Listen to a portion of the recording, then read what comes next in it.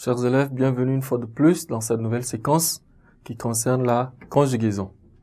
La conjugaison qui est comme la leçon de cette séquence avec pour titre les verbes du troisième groupe. Nous avons entre parenthèses les verbes du troisième groupe, à l'exemple, le verbe valoir, vouloir, pouvoir. Valoir, vouloir, pouvoir. Eh bien, au sortir de cette séquence, nous serions capables ou être à mesure d'identifier les verbes du troisième groupe. Nous avions comme support un petit texte qui se trouve à notre portée que nous allons ensemble le parcourir. Qu'est-ce que c'est que les verbes du troisième groupe? C'est cela l'objectif de notre séquence et que nous devrions nous attarder sur la définition du verbe les verbes du troisième groupe. Il faut dire que les verbes qui ne sont ni du premier groupe, entre parenthèses, ou par exemple le verbe chanter, ni du deuxième groupe, par exemple le verbe finir, constituent alors à leur tour le troisième groupe. Leur conjugaison est irrégulière. On les répartit en trois séries. À savoir, bien évidemment, les trois séries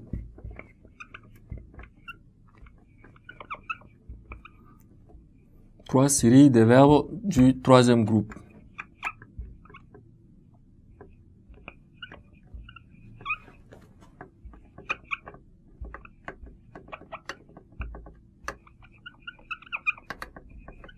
Troisième groupe, qui sont les verbes qui se terminent en IR.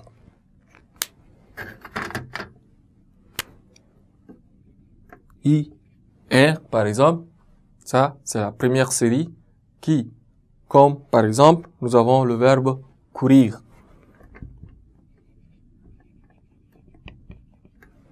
Courir, dont le participe présent est courant.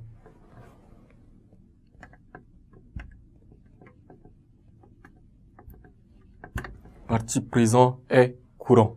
Nous avions les verbes qui se terminent en OIR. Ça, ce sont les terminaisons. OIR.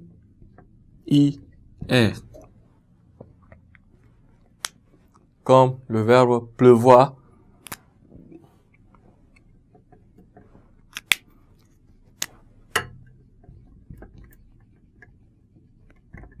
Pleuvoir. Le verbe voir. Le verbe s'asseoir.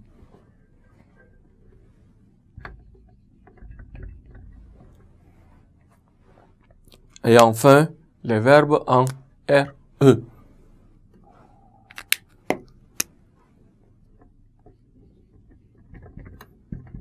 Les verbes en RE.